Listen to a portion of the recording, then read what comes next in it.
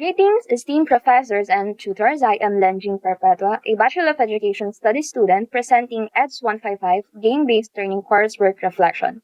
This presentation encapsulates the forums and faculty mark assignment reflection alongside learning experience acquisition. Let's hop into this presentation.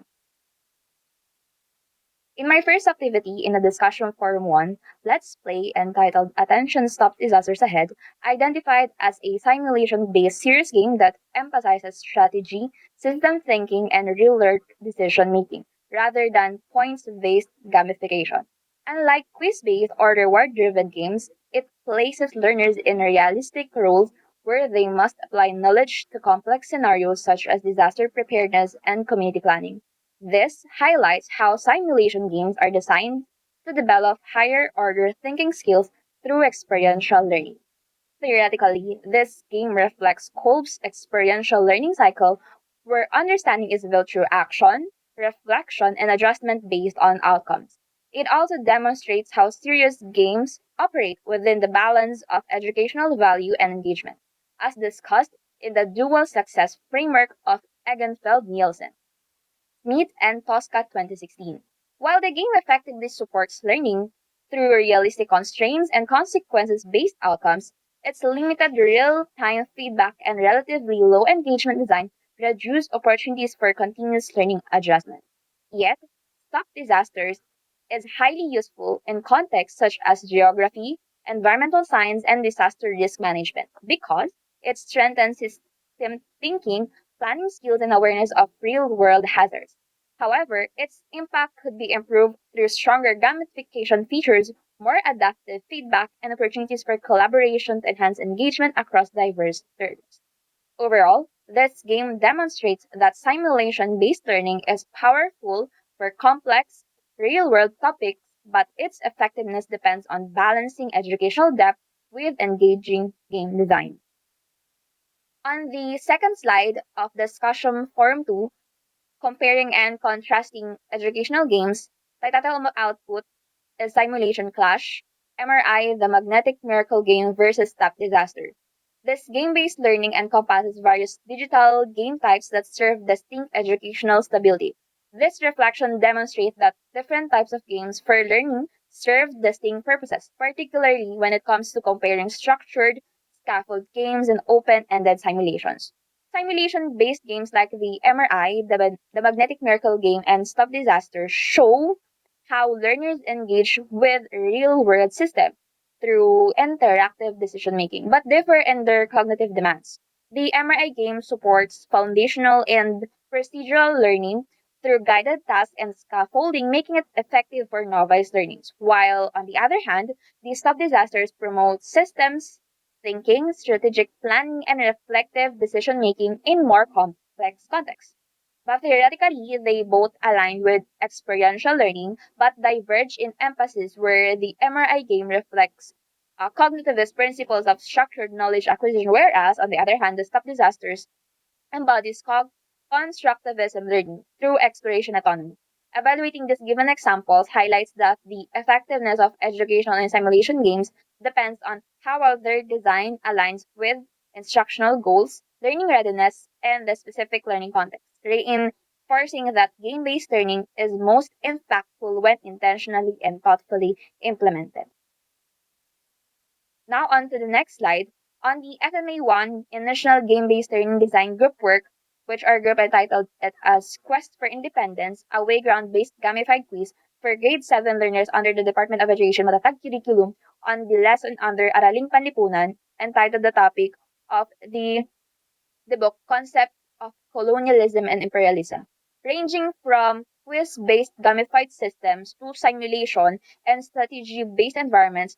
The structured games are effective for enforcing knowledge and guiding learners as well through the specific objectives, while simulation-based and open-ended questions games support higher order thinking skills by immersing learners in complex and decision-driven scenarios. This distinction shows that no single game type is universally effective. Rather, each supports different cognitive processes depending on its design. Games and simulations occupy a meaningful place in learning as they enable active engagement, active knowledge construction. Cognitivist principles are evident in scaffold task and information processing, whereas constructivist approach emerged through experiential and inquiry-based learning, and behaviorist elements appear in feedback and reinforcement systems. Simulations in particular align strongly with experiential learning, allowing learners to test ideas, reflect on outcomes, and refine their understanding through interaction. Evaluating educational mainstream games further reveals that their effectiveness depends on how well they align with learning objectives and learner needs. Simulation games are highly effective for developing system thinking, problem solving, and real life application, while on this Wagon application, it is more structured games, which is better suited for foundational understanding and skill reinforcement. To conclude, the value of game based learning lies not in the game itself, but in how its mechanics, context, and pedagogy are intentionally designed to support meaningful learning outcomes.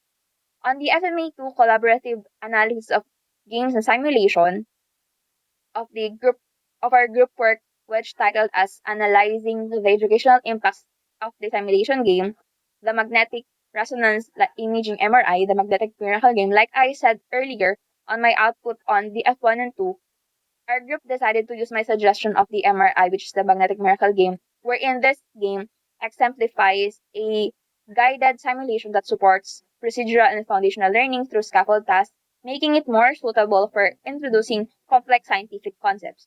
Through this theoretically informed lens, the game integrates cognitivist, constructivist, and behaviorist and humanist principles, demonstrating how games and simulations function as active learning environments where knowledge is built through interaction, feedback, and role based experience.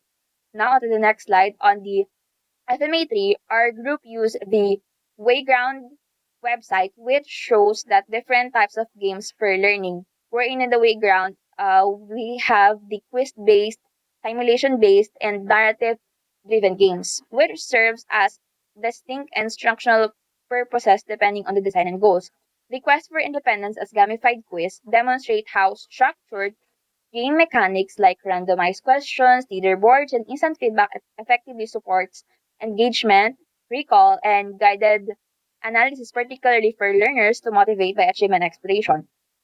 Its design reflects cognitivist principle through organized content and feedback, while also incorporating constructivist elements through narrative context and meaning making. However, its effectiveness is shaped by its limitations as heavy reliance on objective questions formats may constrain deeper, higher order thinking skills without teacher facilitation. Evaluating this alongside other game types highlights that educational games are most useful when aligned with specific learning contexts. Quiz-based games for enforcement and assessment, and more open-ended simulations for critical thinking and complex problem solving. This underscores that the role of games and simulations in learning is context dependent and requires intentional design to ensure meaningful and effective learning outcomes. Across the F1, the F2, and FMAs 1 to 3, the analysis consistently shows that different type of games of learning ranging from quiz-based gamified system to simulation-based and open-ended environments serve distinct instructional purposes demanding of their design and intended outcomes.